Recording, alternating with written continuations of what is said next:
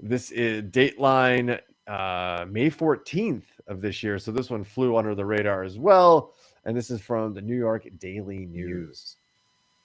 They had a real beef.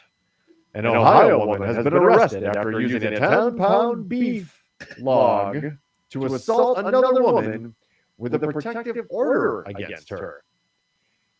Manica Garner, 25, has been charged with assault and violation of a temporary protection order after beating Precious Jackson, 36, with pre-packaged meat, according to the South Euclid Police Department's incident report obtained by the Smoking Gun on Thursday. The incident occurred Tuesday in the potato chip aisle of a Walmart in South Euclid, about 15 miles east of Cleveland. Jackson, according to the document, told authorities that she and her daughter, who was 7, were assaulted by Garner. Garner told authorities she thought the protection order was no longer in effect.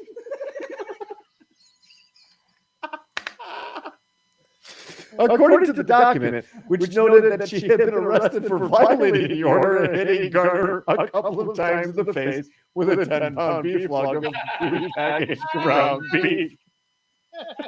You hit it in the face with a 10-pound beef log. Amazing. The beef was listed as a blunt object in the weapons used section of the document. Authorities say that Garner, who was with her 5-year-old child, threatened to beat up Jackson and the victim's daughter upon running into her at the store. You're with your 5-year-old and you threaten another person and their 7-year-old with violence in the potato chip aisle. Garner, who police say has a history of violent behavior, removed Jackson's mask to spit on her, and when she missed, grabbed the meat from Jackson's cart. The outlet notes. It wasn't even, they grabbed it from your own cart. It's your beef. It's your 10-pound beef log. You were walking through the store and you're like, ooh, a 10-pound beef log. That sounds great. I'll buy that. Let me put that in my cart. Only to find out like 10 minutes later, you were getting whooped in the face with it. When reached for comment, the South Euclid Police Department declined requests. Yeah, I bet they fucking did. Oh, man.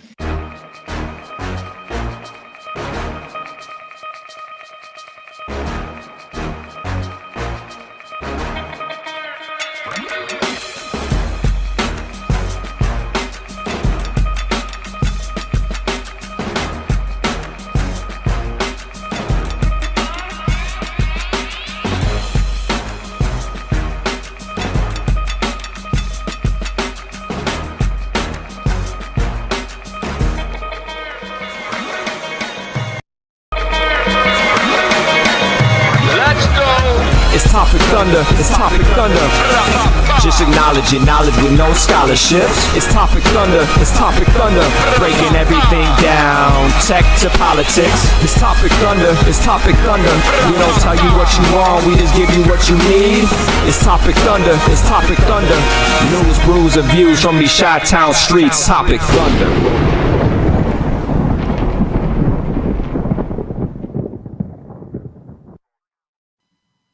Welcome back to the Thunderdome, ladies and gentlemen. Topic Thunder, your favorite your favorite podcast. Damn right. Here. It is. Wow, what the hell are you doing here? I don't know. I don't understand why you would even click a link. What you can find on YouTube, you can find on Twitch, you can find where else are we? YouTube, Twitch. I just saw it on the graphics and YouTube, Facebook, Twitch, Facebook. Yes, multiple streams on Facebook. You can find us everywhere. And I'm Brooks, that's Ben, and welcome to the show, ladies and gentlemen, where we discuss things in serious but frivolous, but seriously frivolously way. That's a great way to describe it. I want a t-shirt that says that. I actually had to write that down. I had to practice like in the mirror in the bathroom, like. I bet, because that's a lot of F's going on there. It's superfluous. Ooh. As they would, oh, I'm glitchy. Yeah, your stream, your video quality is not what it is usually. But Well- maybe it's on the wrong webcam. Maybe you have I multiple don't webcams. You have like a one on your laptop, but also an external one as well. Does that might be see. what I happened? got That's what happened to me because last week my shit was all fucked up. That was because I was on my fucking computer thing, but not the actual HD camera that I have. That's why this week I'm much clearer. I don't know if that's maybe affecting your feed though. You're stealing my bandwidth, but no, Maybe. I've got my I've got my thumb on the laptop camera, but now I've got my thumb over you. So there we go. Well, here we are. So if it wouldn't be this show if we didn't have some technical difficulties. Okay. The 1 week that we actually are in pristine, perfect, crystal clear bandwidth, that's the day we quit. Because we after that, like, what more can we accomplish? We accomplished nothing without struggle here in the Utopic Thunder offices. Maybe because somebody's streaming a live campfire on 4K in the TV in the other room. I don't know. Maybe that's why my signal's choppy. That might be it as well. Because I've never understood that, and maybe in the comments we can get some help of why. What is the appeal of a video of a fire? But I'm down with it actually because it's got the crackle. And we even joked like, well, we can like set up the space heater so it's like emanating heat, and we can go get some like aromatherapy things for like smoke and like make it really like we can go really bougie here. Yeah, Like the camera does make it look like you are coming to us from a war zone. So it's very relaxing. I am reporting from a war zone called Chicago, apparently. And just like that, it actually cleared up. So I don't know what happened there, but we've now it's not as pixelated as it was just a moment ago. So with that, welcome to the Internet Saloon, ladies and gentlemen. This little cozy space we've carved out here on the internet to share thoughts, ideas, beliefs, and have a frank and honest discussion. And as adults, we really can't have those discussions without some proper lubrication. So welcome to the saloon, belly on up. Tonight's beverage is from, oh golly, what is this place? This is a new one for me. It's Tight Head Brewing. It's way up in Mundelein, Illinois. The website's not much, but the can itself is actually fantastic. Hold on. Yep, and plays upon a lot of recent and past lore. But you got to look right there. You got a nice little shot of, I don't know, is that Doc Brown? Is that Rick? I don't know. It sure looks like Doc Brown or Rick, either one of those. Yes, for sure. Right. And this is the powerful pills. Apparently And first time for me. So welcome again, ladies and gentlemen. When you belly up to the bar, we invite you to the conversation. You have the conversation in the chat room in your perspective viewing medium. So go ahead on your Twitch. Go ahead on your YouTube. Go ahead and come on, join the conversation as we have a drink together. Cheers to you, ladies and gentlemen. Indeed. I have coffee, but I will drink it too. Maybe I spiked it. That's a good idea. This is okay. So it's a nice pills. I know we spent some time looking for. No, let's go. Let's roll with it. I got ahead of myself. No, let's hear about this. No, we were looking for pills over the summer, right? It was the summer pills, and it's a nice pill. It's a powerful pill. For sure. I wouldn't say this is what you're drinking to cut the lawn and just kind of having a beer. Let's just drink beer to drink beer, but for sure. Welcome to the headlines section of the show, as we like to call it in our very, very rigid storyboards that we do daily in the offices here. I want to bring up a very interesting thing that I saw via ABC News. This is our headlines, ladies and gentlemen. In 2020, 62% of police deaths were caused by, Ben, can you just guess? Black people. No, that would be. That was the narrative I heard. No, by COVID. Oh, wah, wah. Not by any other. Think about all the dangers that a police person faces in their daily 8, 10, 12-hour shift. and 62% of them died from COVID last year. The article goes on to describe the story of James Anthony Tony Sisk, who was a lifelong enforcement officer. He had reached rank of captain with Culpeper, Virginia's sheriff department. Before that, he had worked in several different local departments in 1994, according to a Facebook post. Sisk was a native of the area, graduating from Culpeper High School, and a lifelong friend of current Culpeper County Sheriff Scott Jenkins, who Sisk went to work for after Jenkins was elected sheriff. It's a nice little picture of the two gentlemen. Mm-hmm. The father of two was respected by his co-workers, and in 2019 was honored with a Lifetime Achievement Award from the Culpeper Domestic Violence and Sexual Assault Task Force for his work in support of crime victims. On October 1st, Sisk died of COVID-19 after being admitted to the hospital after the Facebook post said he was just 50 years old. Quote, Tony's death leaves a hole in our hearts and in our communities that cannot be filled, Sheriff Jenkins said. His ready smile and warm embrace were well known to all. Knowing that Tony is resting with God helps a little to ease the tremendous pain of losing his outstanding human being. Rest in peace, brother. COVID-19 has claimed, this is the end quote, by the way. It wasn't part of the eulogy. COVID-19 has claimed the lives of almost 500 law enforcement officers between 2020 and 2021, according to the Officer Down Memorial page, a database that tracks the line of duty officer deaths. That represents 62% of all law enforcement line of duty deaths in 2020 alone, according to those statistics. It's taken a definite toll.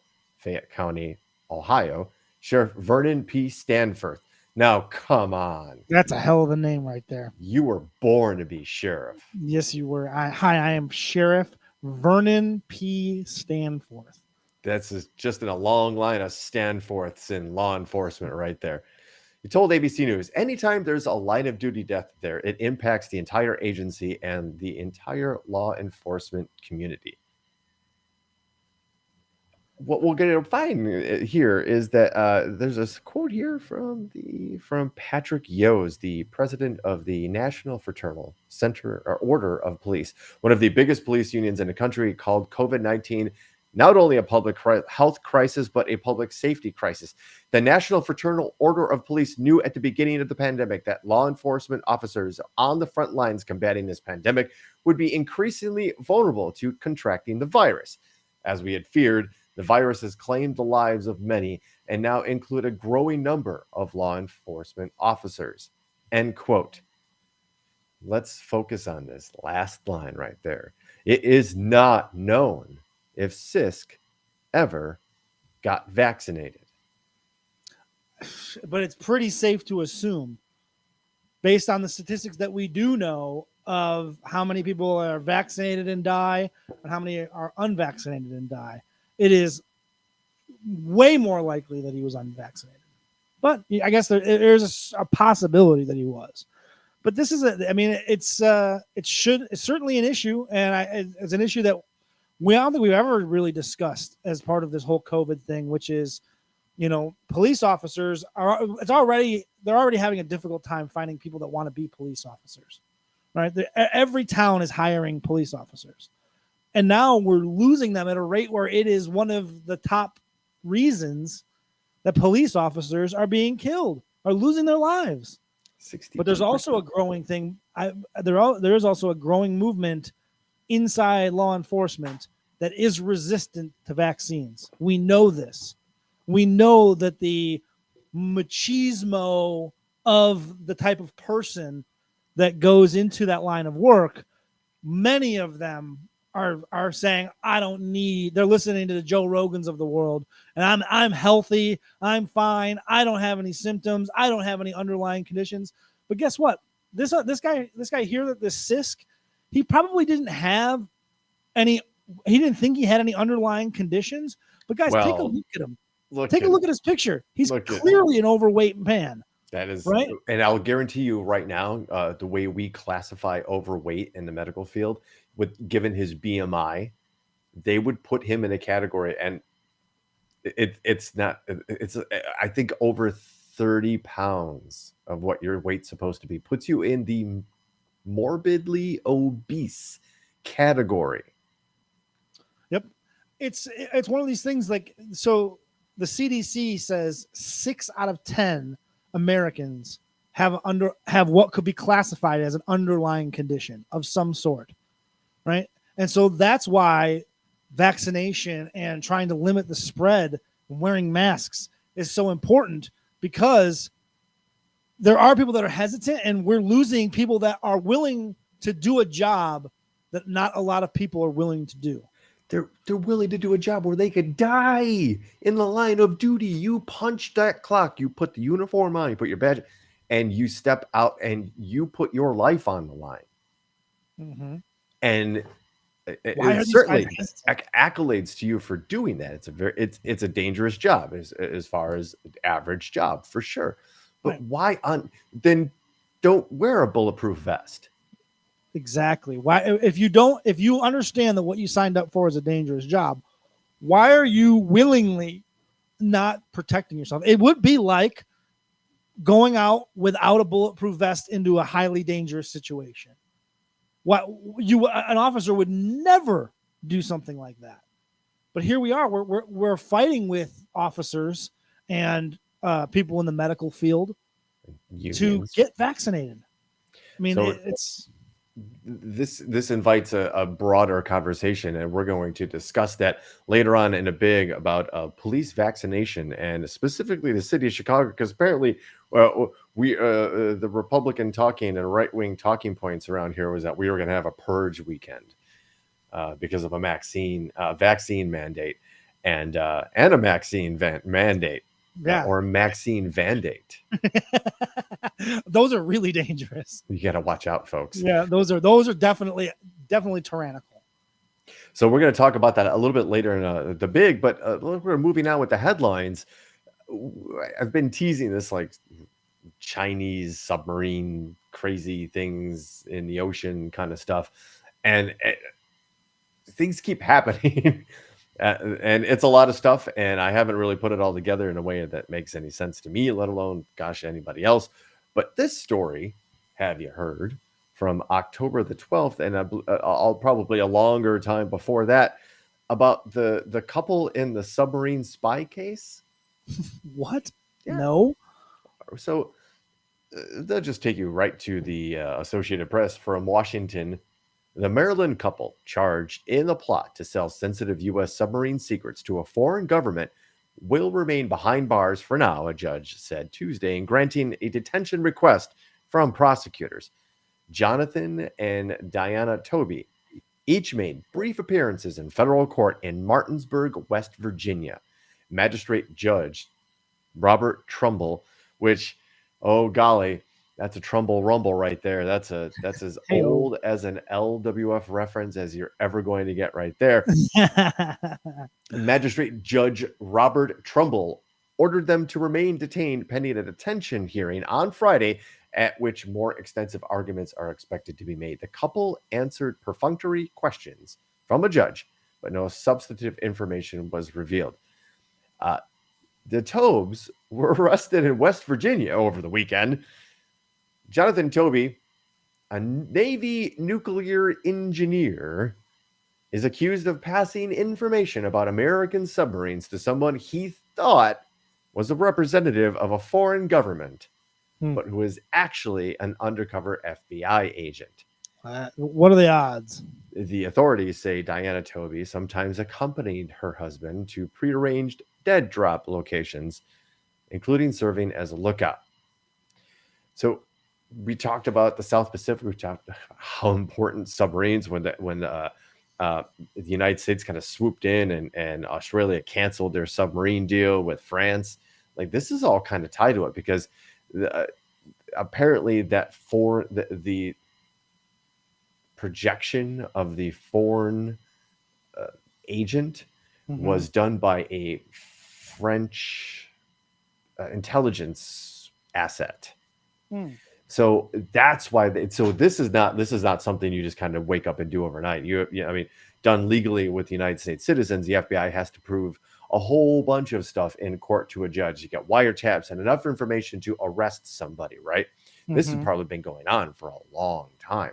So that's another reason why France was like, what the fuck?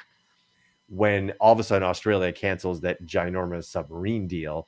Yeah, they're all kind of interconnected in a weird way, right? Right? Like, we just helped you nail people trying to steal your shit, and you just went behind our backs and canceled the deal and then signed up another deal.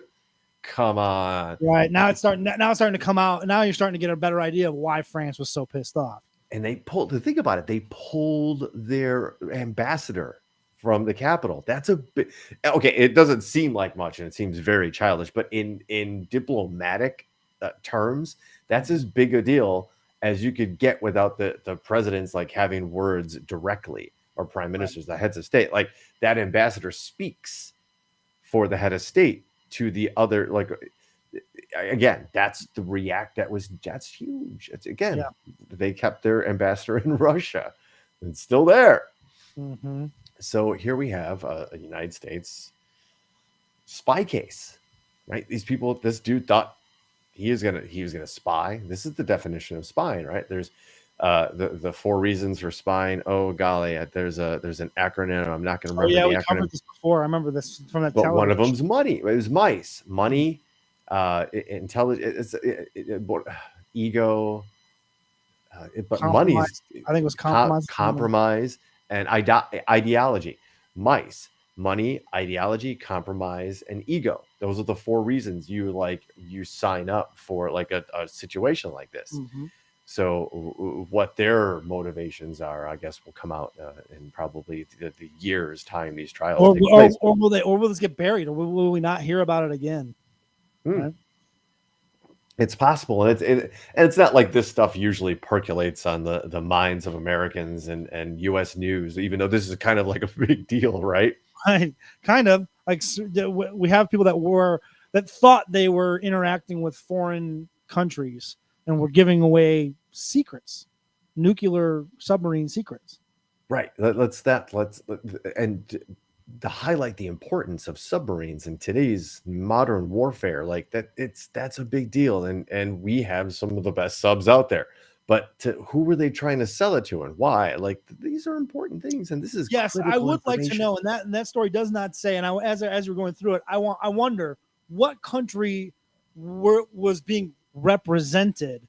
Who did they think they were speaking to when they were trying to give away these? It was an FBI agent, but he had to have been posing as somebody from somewhere, right? And if it's a French guy, it isn't an African country, right? It isn't an Asian country, very likely. But what is that French asset representing? Like, to them, like because like you could easily be like, yeah, I'm ex-French, the intelligence, and I'm representing an interested buyer from, like, this person might, in a proper sting, this person does. Yeah, it does. The name, like that, it might get that far. The story that the feds to get them entangled and stuff. You're representing an intermediary, like interested party, and then maybe after further pressing, reveal that it might be a former Soviet bloc. Right. And then, that's what I think that's where this is heading. That's where I was trying to lead us down this road. Is that you've put it in our heads at this point that Russia is always doing something, right? And everything leads to this idea that they were posing as maybe an intermediary or as a Russian government, dignitary or someone in the government of Russia. I think it would not surprise me. It would surprise me if it was anybody else other than Russia, to be quite frankly. Russia has a long history of submarine problems. Right. There's one of that, like, I think it was a nuclear sub that was the Kursk, Kursk, if I remember it correctly, that like it sank, and like I don't know if it's the Black Sea or like some really rough waters, like that made rescue impossible. All those dudes and ladies down there like basically suffocated. Like they died horrible deaths basically because they couldn't get to it, and by the time they did, and it's just like, but they have a history of bad submarine issues. But you never hear really too much about the Chinese, and the Chinese are actually pretty sneaky about this kind of stuff now. So I don't know about like I mean, The Matrix is just like understanding, and this, I guess we could go in this direction, but like understanding like this is not the first go for humanity, and if you want to boil it down to what life is, like we're just kind of constructs on a 3D, 4D maybe platform, but there's something else going on, but like it's the weird cracked eggs that are floating around that are causing all this chaos. Sure, if you want to look at it like that, absolutely. Does that give you comfort? Cool. But we're trying to deal like situations. This is happening here. People's lives are at stake, and we can make the whole world and life a whole lot better right here, right now, by being a little more active and just paying attention to who we elect and who we choose to believe is the best path, right? Sure. Doesn't necessarily have to be 100% capitalism. Doesn't have to be 100% socialism. Doesn't have to be 100% democracy. And I'm not saying I don't like democracy, but we can adjust things. But that's, yeah, like the Matrix thing. I get it, but it's a nice fanciful way of being like, oh, there's something else going on. This is going on here. It's like religion to me. Right. I don't believe that it's some sort of video game that we're plugged into of some sort. But you're right. I see what you're saying, that this is an actual thing that is happening behind the scenes, and there's pieces moving and things that come out that add more depth to the overall picture of what's really going on. And there are very powerful people that are pulling strings globally and doing things. And certainly there is at least one dictator that is very powerful and very wealthy and very cunning, right? And Vladimir Putin is all of those things. Well, say what you will, the guy is a cunning man. He has ruled with an iron fist, and he does not get challenged very often. And when you do, you stab yourself and jump out a window, get poisoned, and if you survive, end up in a Russian prison where your chances of survival are pretty nil to begin with. But yeah, the guy is proven. He'll chase you down, not even on their soil. He'll come get you wherever. Right. Yeah. Right. But speaking of people moving things behind the scenes and pulling strings and being a puppeteer, it's about time we kind of check back in with our good friend, the living gin blossom known as Steve Bannon. The living gin blossom. If alcoholism had a face, it would be. He is. Oh, he is. He's like that Rick and Morty episode where they go, I forget the name of it, but they shrink themselves to go inside the body of the bum. Yeah. It's like the pirates of the liver and like just all this cirrhosis. I mean, look at that man. You cannot tell me. You cannot fucking tell me that guy does not have alcoholism. Look at his fucking face. Look at that. It screams, I drink way too much. Well, okay, so there are famous pictures of him like Trump, where he's got open sores and he's weeping and blood's like stained his collar. Like, gross. Oh yeah, maybe we don't want to get into it and show that on the show, but like yeah. That's all signs of gin blossoms. Look that up as you may. Bannon looks like reincarnated Hitler. He's from like Bionic Commando. Yeah, all he needs is that mustache, right? That was the biggest twist like ever in any NES video game ever made. And at the end of Bionic Commando, a spoiler alert to an OG NES game. The ultimate villain at the end of the game, right? Right. Thank you. Right. If you're in the middle of Bionic Commando and you're really into it, maybe mute the end boss is Hitler reincarnated. And it did Bionic rule. Commandos rules. It did rule. It was cool. It was Commando was a very misunderstood by the players game.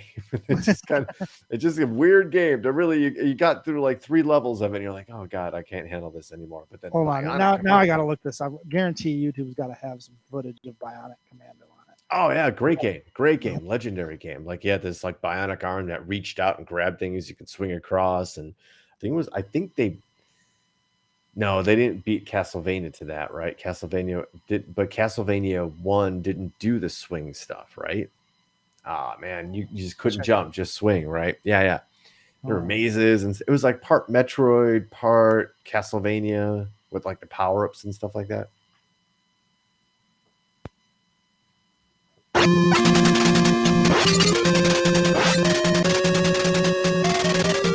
Gotta go up, young man.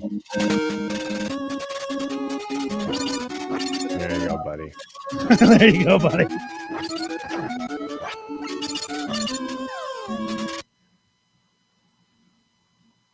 Man, SNES, or not even SNES, NES was such a fucking underrated system, wasn't it? Oh, that's every video game and every video game genre sprouted from that. Like, I'm a Sega guy. I liked Sega back in the day, but like you couldn't get a Master System out here because it was dominated by Nintendo. So like we had the NES, and this is everything from Zelda, Final Fantasy, Lee Trevino's Fighting Golf, Mike Tyson's like the first, like nice. Mike Tyson's Punch Out still holds up today. You can throw that game in right now and be entertained as fuck by it. It's really good. It stands the test of time. How many other video games at that time had like the hottest name in sports, or arguably one of signing on for that? That was before like the big time endorsement deals. Like for Ryan nails it here. Sega was adults, NES was kids. Thank you. And then even better, if you were really cool, like when we came to Super NES and Sega Genesis, and if somebody had a TurboGrafx 16 in your neighborhood, ooh, yes. Now we're talking, because that, like, you couldn't get, like, Slaughterhouse didn't exist on the NES or the Sega platforms. Like, Slaughterhouse was an awesome game. One of the very first games like that used gore and like extreme violence. My cousin Joe had Sega CD. Right. And there was a WWF game at the time that came out on Sega CD only. And it was the only game that had Papa Shango in it. I remember because I used to use Papa Shango all the time. Nice. But that was that Sega CD. I remember that. My cousin having Sega CD. That was so cool because that was like the top of the line at the time. Like, oh man, you got Sega CD. That's the shit. That was the first system that used the CD. Everybody else were using cartridges. So they were like, oh, we can cram so much more in it. We need a cool processor. It's a cool addition. But yeah. And then that was WWE game is the WWF game was the shit. The roster on that was so good because it was like the gameplay was like the old arcade game. Okay. But the roster was way, way deeper. Okay. Yeah. Because I remember like Doink the Clown was one of like 7 or 8 choices in that old WrestleMania game, and I was like, I gotta look it up. Yeah. Speaking Rage of Rage in the Cage or Cage yes. Rage. Okay, all right. Check this out. This is crazy.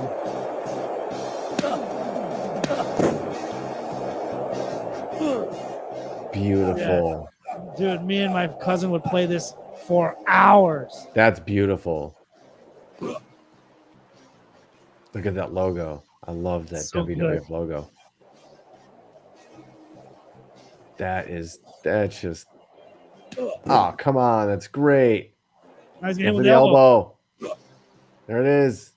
Pin him. Pin him. Pin him. Lex Luger and Razor Ramon. See that? Look what I'm saying? Like yeah. Lex Luger wasn't in any other WWF games. I don't remember. No, look at that. The pose and everything. It's so good. Rick the Model. We always played the Super Nintendo version of this over at the comic shop, the legendary All American Comics, which by the way is going away. Bam Bam versus Fatu. Fuck out of here. The Head Shrinkers were in no other fucking game. It does look like Fire Pro. It kind of plays like that too, right, Joe? Lockport Joe in the house. Thank you. By the way, if you haven't seen it yet, Lockport Joe and I did a trailer park earlier today, where we looked at some DC comic movies trailers, and it was very fun. So check that out if you haven't yet. Look at Ted DiBiase and Tatanka. I'm telling you, the roster on this fucking game is so deep. I would buy this game right now and right? Yeah, because it's prime WWF for me. Like this is the prime. This is like 93, 94. Oh, WWF. Michaels. Let's see what else I got. Oh yeah, Kamala and Samu. There we go. Fuck out of here. Yokozuna, Ted DiBiase. Bret Hart. Is that 1, 2, 3 Kid? Yeah, Razor Ramon, Randy Macho. Savage, Knobs, and Mr. Perfect. Come on. Mr. Perfect doesn't Crush, get enough shine Cranium. here. The Cranium Crunch.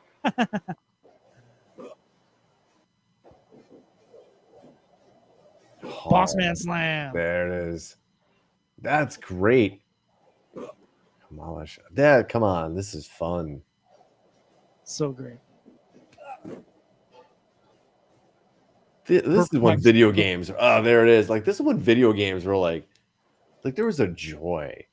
Like Really now was. there's expectations, right? The graphics have to, the frame rate has to look, and the story's got to look, and the controls have to look like. Here it wasn't. It was like this. We were so grateful and so blown away by what looks very simple now, but like at the time, like this is what I could be Mr. Perfect. Like I can beat you up until I could try to do the perfect plex on you. Let's go. Right, Bam Bam Bigelow. Like, come on. Look at it. That is some good stuff right there. Wow, I feel like we've really went off track, and like I don't want to bring everybody down, but I still want to tell you all about Steve Bannon and yes, we got off track, but yes, we need to talk about our alcoholic friend Steve Bannon, the alcoholic Muppet. We don't need much of an introduction to this guy, right? But now you mentioned GoldenEye. Damn it, Ryan Hansen. Damn it. Why would you go and mention GoldenEye of all fucking games? Yeah, Come on, man. GoldenEye was the game where I decided I am not good at first-person shooter games, and I will never play them again. Man, there were legendary OBT GoldenEye tournaments, and I know I mentioned the OBT thing. It's a imagine if you didn't go to college, but there was still a frat house that you and your friends went to. A couple of buddies, like, and that's exactly how to describe it. No rules, no initiations. No college. Yeah, right. No rules, no initiations, no weird spanking or branding like that. No. Just if you can hang, you can hang. If not, like we're probably gonna film you. Probably gonna video film you in your worst moments ever. And many people that went through those doors will never be able to run for town mayor. Sailor Dave, especially. Oh, especially, including Steve Bannon, who never really ever held a political office to any note. But at one point was executive chairman of Breitbart News, that little piece of propaganda. Also became the lead strategist for the campaign of Donald Trump, and it became senior White House advisor for the super long stint of 7 months before being fired after allegedly being a leak for a book written by another White House insider. Basically got all the information he needed, contacts that he didn't have or influence that he didn't have before, got out, went on and did his thing. He is instrumental, along with a handful of other people. We've mentioned it before, like Rudy Giuliani and Alex Jones, instrumental in the events of January 6th. To the point that on his podcast, The War Room, which I think Wolf Blitzer had that one first. I think so. Feels like. But imagine this: there's a guy who is inciting violence using a podcast called The War Room. This is a quote: "We need to get ready. We control the country. We've got to start acting like it. And one way we're going to act like it, we're not going to have 4,000 shock troops ready to go. We're going to have 20,000 ready to go." This man alone is responsible for radicalizing a number that we can't count because we don't know at this point. By being, they did the last election was stolen or rigged in some way. He's behind all that. He's not only behind all that, he's been anti-government from the start. He's almost basically waving a pro-authoritarian flag saying all of this needs to burn. All of this needs to burn down. And because of his the circles that he runs in, and let's not pull any punches here. He runs in white supremacist, white nationalist, racist, misogynist circles. Xenophobic, yep. xenophobic circles. Thank you. This man is trying to gather the troops and has been. I'm just saying, he has been. The dude's making, first of all, bank. Let's not forget that this guy was literally charged and sentenced for grifting his followers via charities, then given a presidential pardon by Donald J. Trump for those crimes. So he got out. This dude's a convicted criminal.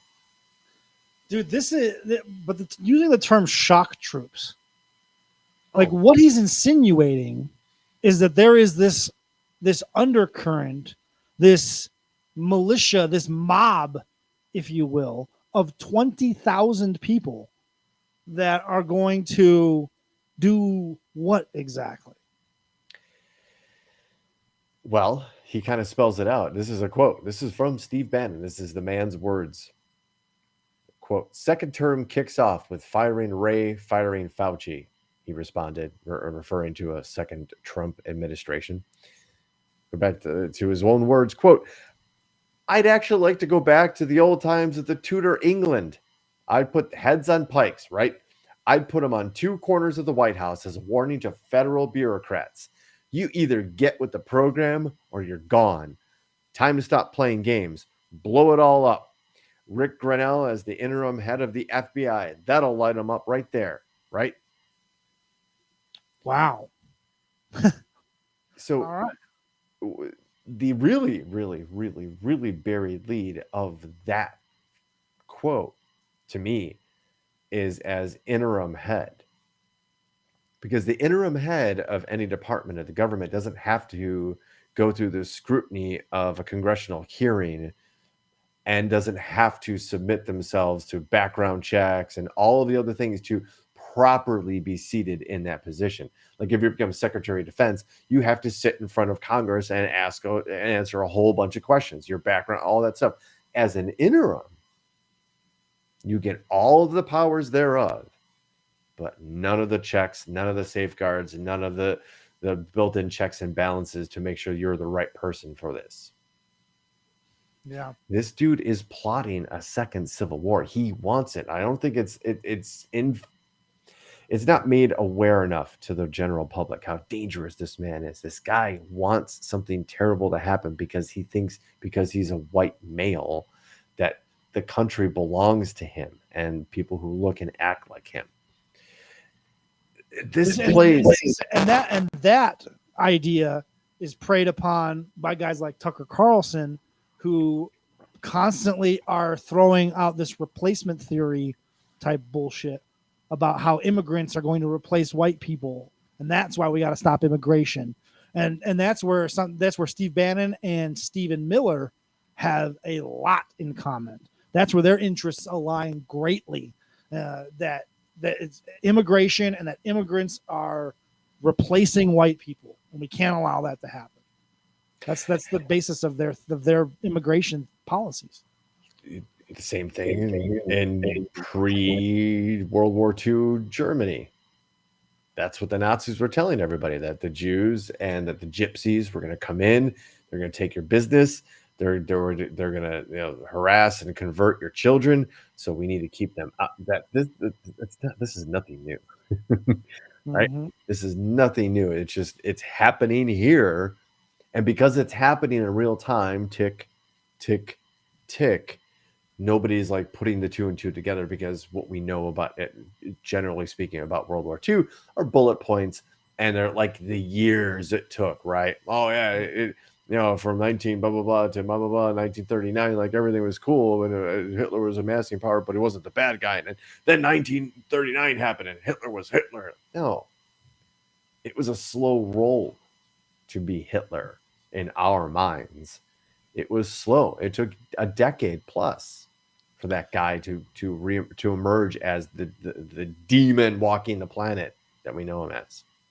And this article suggests, if Donald Trump manages to rig the 2024 presidential election or even win it legitimately, unlikely as it seems, he will indulge in many forms of vengeance and destruction. Whether or not Bannon rejoins Trump in an official capacity, he will be at his side, urging him onward. That is a scary thought. And it absolutely rings true. Like if he, for some reason or somehow, gets reelected president in 2024, he is going to go on a vengeance tirade that could really reshape this country in a negative way. Reshape the federal government into a weapon against the people. And that people might roll their eyes and be like, yeah, it already is. No, the problem with the federal government is it's so big, it's so confusing that it and there's no like direct mandates everywhere, right? Very fluid situation. And it's a mess. And that's what a democracy is. That's the unfortunate thing about a democracy. It's a bit of a mess because things swing from election cycle to election cycle. That's just the way it is.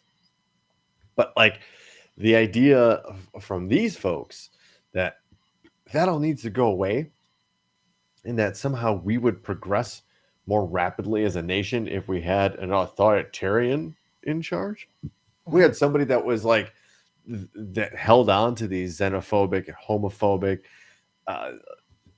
all of the other things that we've listed here. You can't have that because Trump might be one thing, right? There's another generation that's going to take advantage of the walls and the morals and ethics that Trump eroded. There's another generation of officials coming that or be a little more suave about things and maybe not so obtuse like Trump's always been, that might deliver the message a little more smoothly than Trump was able to. Right. But doing not have skeletons and the baggage that Trump had. And yeah, right. So that's the worry, right? That like Trump's just the icebreaker. He's grooming us for something much worse that we have to be super vigilant about. Yeah. I mean, and that guy, the guy you're describing is Ron DeSantis, right? But he's Trump leaning. Josh Hawley, but I think he's too tied up. I think he's got too many digital connections to what happened on January 6th, because again, part of the problem there is that they didn't realize like, oh, the federal government won't know that I'm texting from my phone or I'm using this encrypted email account from my cellular phone. Like they won't know I'm like that. There's a lot of data there that the feds are combing through in those regards. Like, yeah, so like maybe Josh Hawley, but I'm just thinking based on look alone, because at this point, the next guy is going to probably be one of two things, right? He's going to be the guy in charge of handpick, like this guy has the plan, he's going to execute the plan. Or is he going to be, this guy looks good on TV, this guy sounds good on TV, he kisses the babies, and through him, other people will execute the plan. And that guy is Dan Crenshaw. That's a good one. That's the guy. That guy is happy to be a vessel for right-wing politics. You've never met a guy who goes on television and spouts more right-wing rhetoric, word for word, than that guy. And he's a war veteran who was injured. He's got an eye patch. So how can you talk bad about a war veteran who lost his eye in combat? And he's very outspoken. He's very popular with the machismo crowd, the Trump crowd. He has that background, and he says the things that they want to hear, right? And he is a perfect empty vessel for powerful people behind us. That he could be the front man, because how are you gonna talk shit about the front man if the front man is a veteran that lost his eye in combat? How are you gonna talk bad about him? It's like Madison Crawford or Crawthorn, right? Crawthorn, Same yep. thing, right? Like I think in the group text, I was like, that guy's like the Nazi revenge FDR. It really, like you put that black and a red striped checkered blanket on his legs, and that guy is like spouted, like again, same thing, like war hero. However, they'll like trump up like his accomplishments or lack thereof in the military. Injured in combat. So how can you talk shit about a guy that was injured in combat? Looks good. Oh yeah, looks good. He's got the square jaw. I guess, especially as he matures, like you can see like that guy is going to look presidential. Mm-hmm. And again, willing to say all the things that those people want to hear. Right. And Golden Eye, props to Aunt Chris for the Golden Eye. But Joe with a very astute point, right? These same people couldn't wait to turn on, like, Trump doesn't like losers, people who get captured, right? So Yeah, you got- Madison Cawthorn is not. Madison Cawthorn isn't as good an example because he does have a lot of baggage. He has a lot of that Trump type baggage that he could either play the way, I don't know. I just don't know that he has the charisma to play that off the way Trump did, because he does have a lot of skeletons in his closet. Yeah, but he's an elected official. He's a member of Congress. I know. So, but so is Marjorie Taylor Greene and Matt Gaetz. And, so it's these people are slipping through the cracks, obviously. Not on this show. Nope. But neither are stories like this slipping through the cracks, because they might be a little bit too big. Ladies and gentlemen, did you know that you can now rent fat people in Japan? No, but I am now intrigued. Well, let me introduce you to this story. One of the more unusual industries to appear in Japan in recent years is the rent-a-person business. There were a rent a middle-aged dude and rent a sister service that apparently this website tried out, for example. And now comes a new innovation, a company that will let you rent a fat person. We should point out that the fat designation comes from the company itself, which is called debauchery, from the Japanese words debu, fat, and kariru, rent. Literally, the words are fat rent or rent fat, depending on how you do that. I'm not sure. Debauchery's weight threshold is 100 kilograms, about 220 pounds, but they also have over 125 and 150 kilogram classes. 150 is like 300 plus pounds. Dang. Another important point is that debauchery is not a romantic escort, erotic entertainment, wink, wink, or otherwise titillating service. The company states that its goal is to promote, quote, progression away from an era where being fat had a negative image, end quote, asserting that, quote, in Japan, it takes skill to reach a weight of over 100 kilograms. In fact, it's actually an offshoot of plus-size men's clothing store Ozilla by Mr. Bliss, although Debauchery also offers women and other gender people. So why does Debauchery think someone might want to rent a heavyset person? For commercial clients, they say they can provide plus-size models and extras for photo shoots and TV movie filming. However, individuals can also rent a debu person for personal, non-business purposes, with Debauchery's suggested uses, including: I want help eating a crazy large portion menu item at this restaurant. I want help picking out a present for someone I know who's heavy set. I'm doing cosplay and I want someone to dress as a heavyset character from the series. I want someone to stand by me when I take a picture so I look thinner. I have a problem that I want advice from a heavyset person about. Like, what would that be? What Checkers. I want someone to play on a seesaw with me.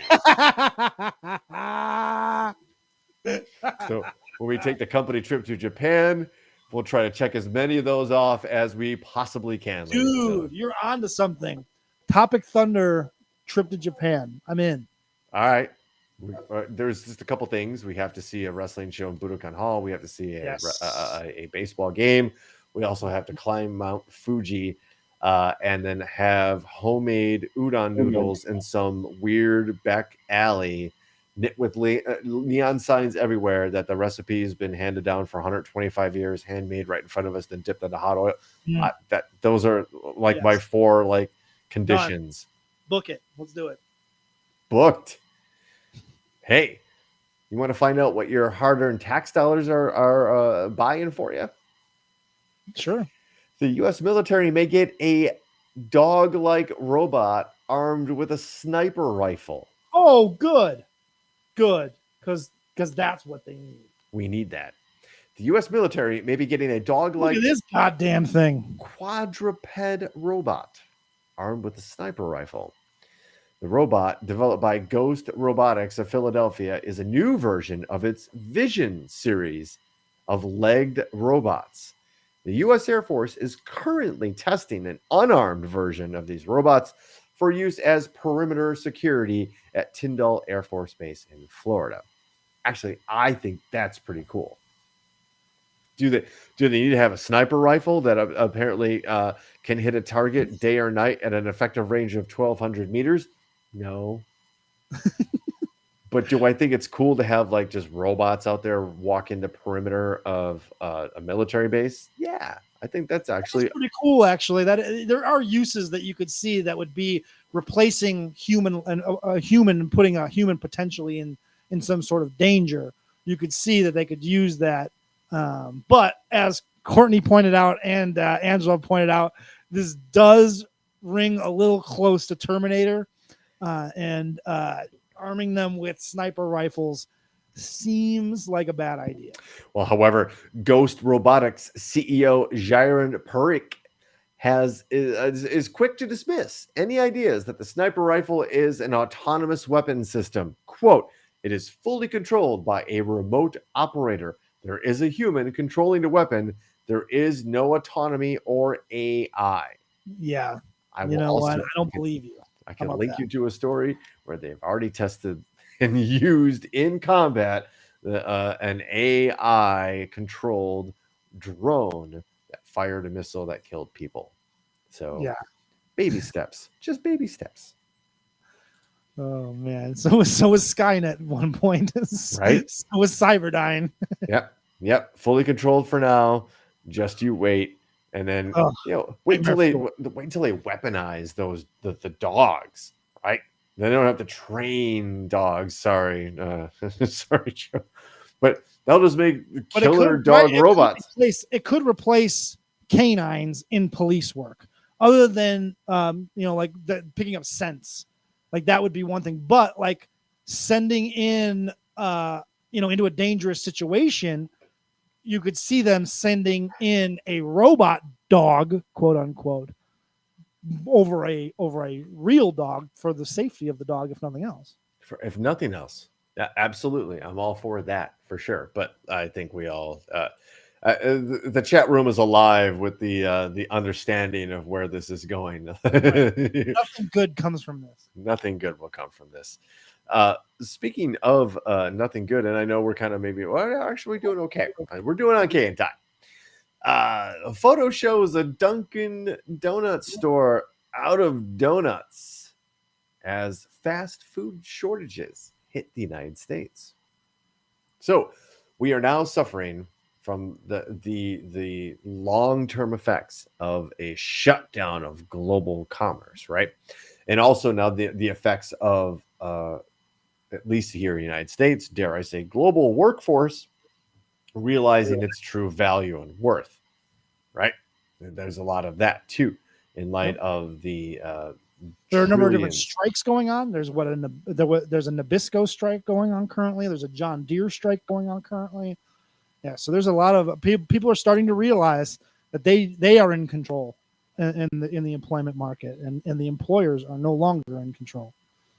But yeah, this is a long-term problem that is taking over a year for it to finally rear its ugly head. And combine that with the fact that we don't have the ability right now to get ships into port. It's a problem on top of a problem, and it has created inflation, right? And you hear all over social media, all your right-wing friends, this is all Biden's fault. Ted Cruz is on his social media blaming Biden for this inflation that's happened. And it's like, no, you're not. You're being disingenuous in not acknowledging that a year ago this time, we were in the middle of a pandemic where most people in September 2020 were still at home. They were not going back to work just yet. There were still a lot of people that weren't going back to work. And to me, it seems like this is a good problem to have, that people want to buy goods and services, but there isn't enough supply to meet the demand. That is certainly a better situation than the opposite, which is there's an abundance of goods and services, but nobody with the money to be able to buy those goods and services. Because what's going to happen is once the supply chain thing gets itself worked out, and it will eventually get worked out. It's going to take some time, but it's going to get worked out. Prices will then come back down.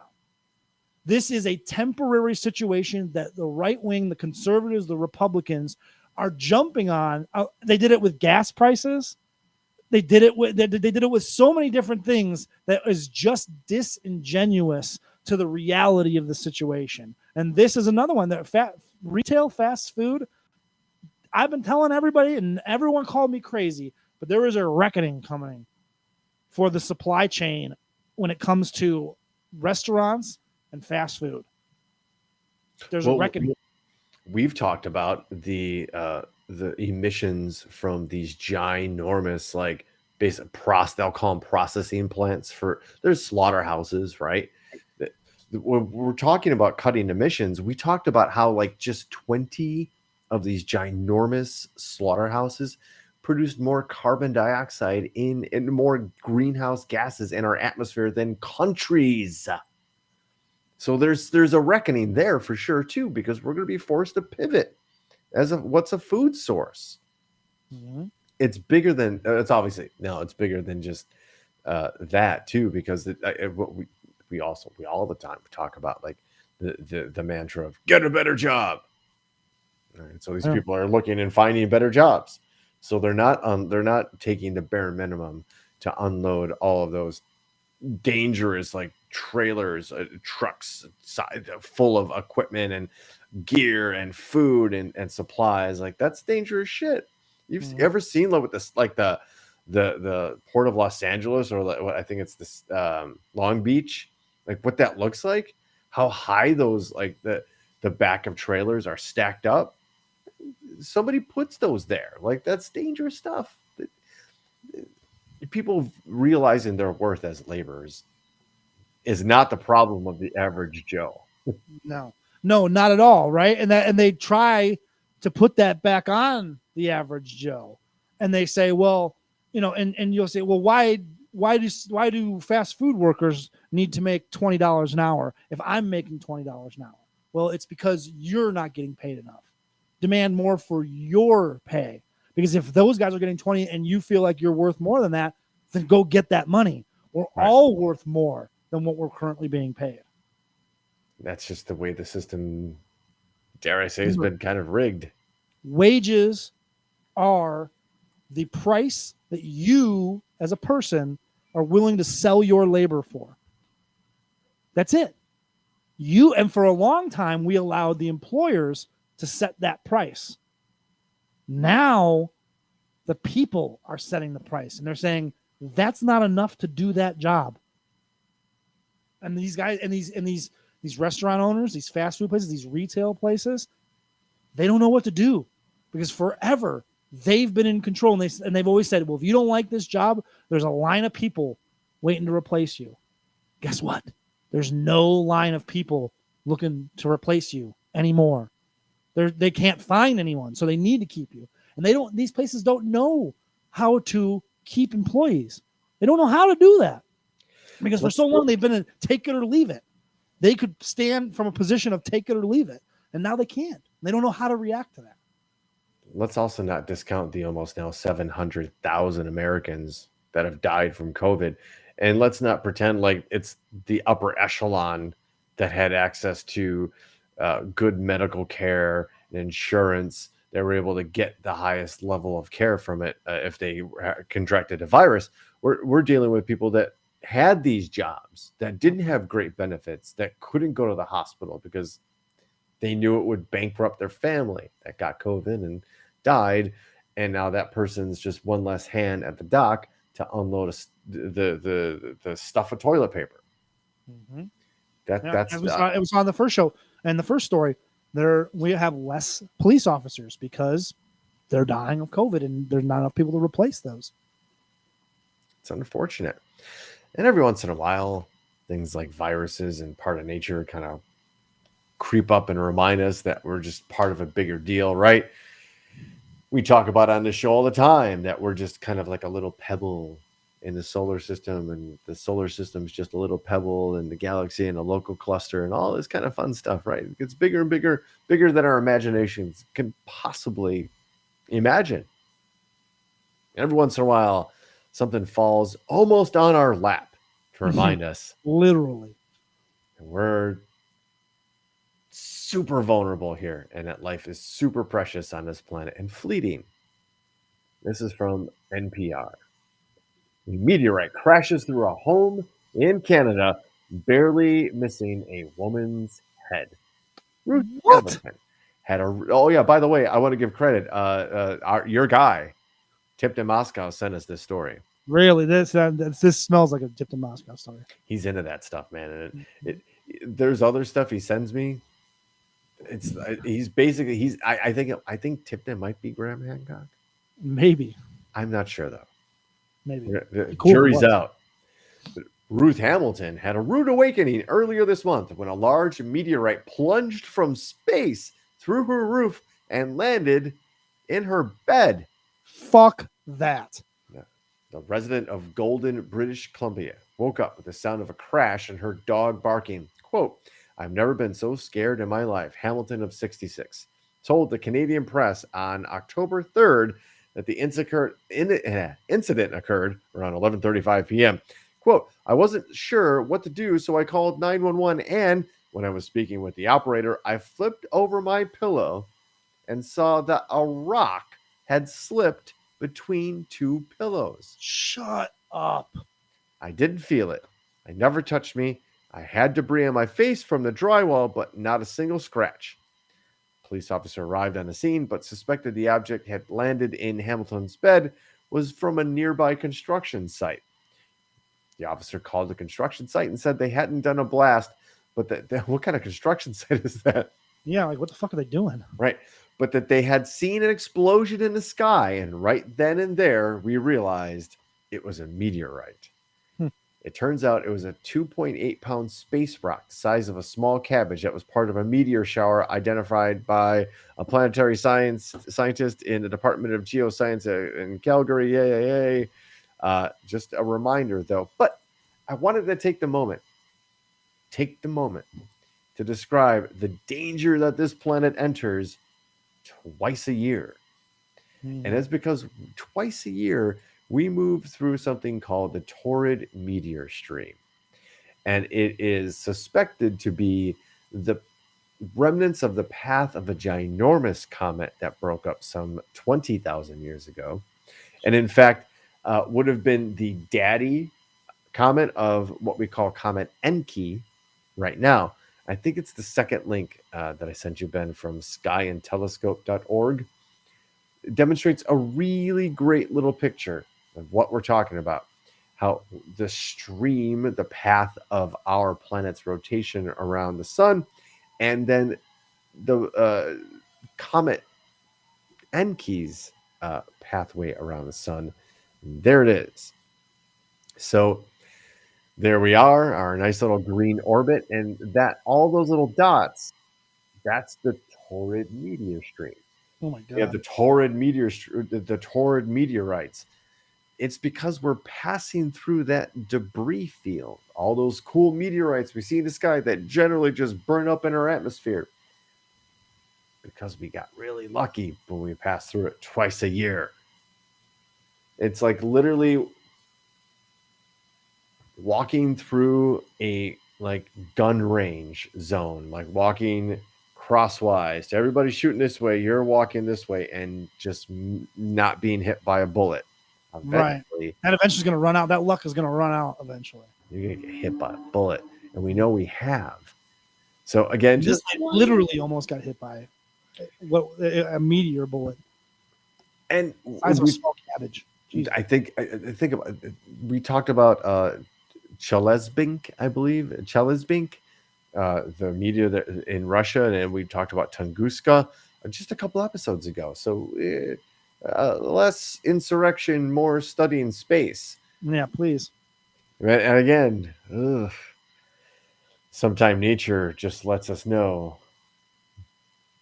Well, I don't. I think I'm just gonna let the fine writers from IFL Science do the job here.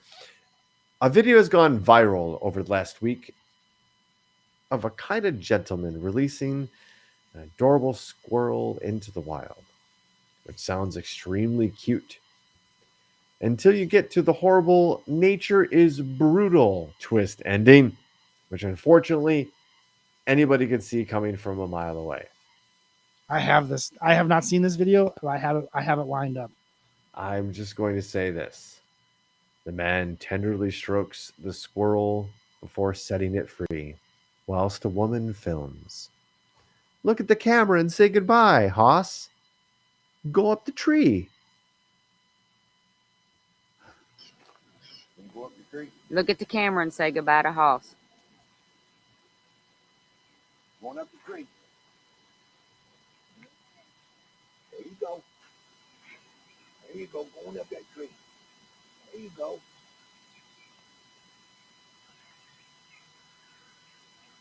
There you go. Can you make it? What a Can you make it? Oh! Oh! Oh! Oh! Oh! Let that be a reminder that, ladies and gentlemen, nature does not give a fuck about us. Oh my god! Anything. It just does what it That does. is a shock to the system. Holy fuck. When I first was reading the article and expecting something awful at the end of the video, thought that thing was going to just like jump on his face and like claw at his eye. I thought like maybe like an eagle or something was gonna come and like snatch it off the tree or something. I thought it was gonna be a bird. No, it was their tabby cat. Oh shit. You're That is welcome. fucking awful. That is totally that dude is heartbroken. Yeah. Yeah. Well, why? I don't know, because it's what we do here on Topic Thunder. And wait, God. I didn't. I admittedly didn't check my email, so I didn't know if that email came through. Do we have a advertisement from our We sponsor? don't. Not No? this week. They're still working on a new advertisement. But I feel like after that now, like we gotta go to something like more upbeat. We shouldn't then probably delve into what we were gonna delve into. We're gonna reverse gears, ladies and gentlemen, because well, Isn't that the I right don't know. move? Isn't that the right move? I think it's the right move. I think we need a palate cleanser. And by golly, if there was ever a palate cleanser, let me introduce you to the lightning round, ladies and gentlemen. I know you're watching on Twitch. I know you're watching on YouTube or Facebook. And we thank you for actually sharing those links, but also, tell them about, tell about the lightning round. Tell about how 3 stories entered the Topic Thunderdome and 1 gets read. Tell them to join on in. This is important as we try to grow the brand. We already saw, if you saw the opening of the show, we've got a new open and there's other things happening. So come on, join the fun. It's important though. I want to stress it's important that when you share the link, you put a little blurb of why you think it's cool. Because if you just share the link on your timeline, most people, if there's nothing written about it, they're likely to skip it. So if you can, guys, please put a little blurb up of why you think the show is cool, why you enjoyed it, why people should participate with us. We really want to grow this thing more than it has been. The lightning bolts in the chat room. I love it. It's like a little thing. It's so cool. Without any further ado, like I said, folks, 3 stories enter, 1 gets read. Here we go with headline number 1. Jean shorts send women to a hospital with a life-threatening wedgie. Whoa. First of all, jorts. I can't believe they're still a thing. Right. Wow. Headline number 2.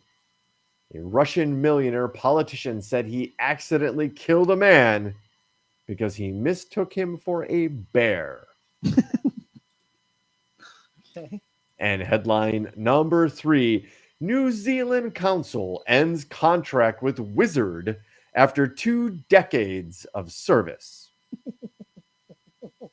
Here's your lightning round headlines right there, ladies and gentlemen. So as usual, while you consummate with those headlines and figure out which one you like best, I'm going to read them again. So go ahead, please, one more time, Mr. DJ. Headline number 1. Jean shorts send woman to hospital with life-threatening wedgie. Headline number 2. A Russian millionaire politician said he accidentally killed a man because he mistook him for a bear. And headline number 3. New Zealand Council ends contract with Wizard after 2 decades of service.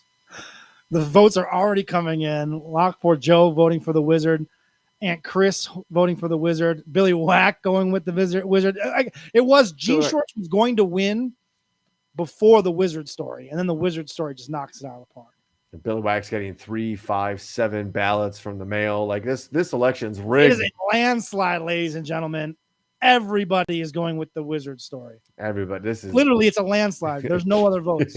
Kiwi Wizard will be the name of the EP for my second band. I don't even have a first band yet. Headline winner. Ladies and gentlemen, Ian Brackenberry Chanel was paid $16,000 a year to provide acts of wizardry for the City of Christchurch, the official wizard of New Zealand. Put that on a business card. Hi, I'm the official wizard of New Zealand. Exactly. And be able to pull it like from behind somebody's ear as like a little. Yes, you'd have to, right? Like, here's my card. Like you pull it from their ear. Yeah. I mean, I would. Yeah, a magician, a wizard, they're the same thing, right? I would expect nothing less from Ian Brackenberry Chanel, the official wizard of New Zealand, perhaps the only state-appointed wizard in the world, has been cast from public payroll, spelling the end to a 23-year legacy. The wizard, whose real name is Ian Brackenberry Chanel, 88, has been contracted to Christchurch City Council for the past 2 decades to promote the city through, quote, acts of wizardry and other wizard-like services. What are wizard-like services? Oh, please, come on. At this point, like Topic Thunder poll. What are Can we get a wizard? Can we get a Topic Thunder official wizard? Yes. I'm in. Yes. I'll pay for that. Can this guy get a hold of this guy? We should get this guy to sit in on the Siege Perilous one night. Send your applications to the Topic Thunder Podcast at gmail.com to become the wizard of the Topic Thunder Podcast. Right. We are now taking applications. He made $16,000 a year. Over his tenure, he's been paid a total of $368,000. The wizard, who they literally capitalized the T and the W, the wizard, who was born in England, began performing acts of wizardry and entertainment in public spaces. Oh my God, ladies and gentlemen. Joe put in to Google him, and holy shit. Check this out, ladies and gentlemen. Look at this fucking guy. He's got the hat. Oh, I would assume that's look at this. He's got the beard. He's got the staff. He's got the robe. This dude is a legitimate fucking wizard. That's how I want my wizard. If I'm going to pay an official wizard to be the official wizard of my town, he better fucking dress like this, right? Well, he didn't have an easy road to becoming the official wizard. When the council originally tried to stop him, the public protested. In 1982, the New Zealand Art Gallery Directors Association said he had become a living work of art. And then in 1990, the Prime Minister at the time, Mike Moore, asked that he consider becoming the Wizard of New Zealand. Quote, now let's go back and read. The Prime Minister at the time of New Zealand, sovereign country, this is a direct quote. I am concerned that your wizardry is not at the disposal of the entire nation. I suggest, therefore, that you should urgently consider my suggestion to become the Wizard of New Zealand, Antarctica, and relative offshore areas. No doubt There will be implications in the areas of spells, blessings, curses, and other supernatural matters that are beyond the competence of mere prime ministers. We are assuming, but Joe asks a great question. Let's be honest. If he didn't have a British accent, would you really think he was a wizard? No, he's got this guy has to have a British accent, right? Yeah, there's an American werewolf in London. There's no such thing as like an American wizard. Ian McKellen did an American accent for Gandalf. Nobody buys those movies. That's just the bottom line. Like, we're not smart enough. That's the problem. We're just like, yeah, I'm gonna do some hocus pocus, and there you go. No more koala bears. We don't have koala bears here. But you just do what you people do. The official wizard, unbelievable. Now, also, ladies and gentlemen, taking applications for the official wizard of Topic Thunder. Yeah, it's your mom's retirement dream. Mom's going to be the official wizard of New Zealand. Or Topic Thunder. Hey, whatever, But yeah, he looks like a jolly wizard. I bet there weren't any dragon attacks in New Zealand under his administration. None. And this guy retires with a dragon attack. Spotless record as far as that goes. No wizard accidents either. No spells going awry. This guy's got a perfect record.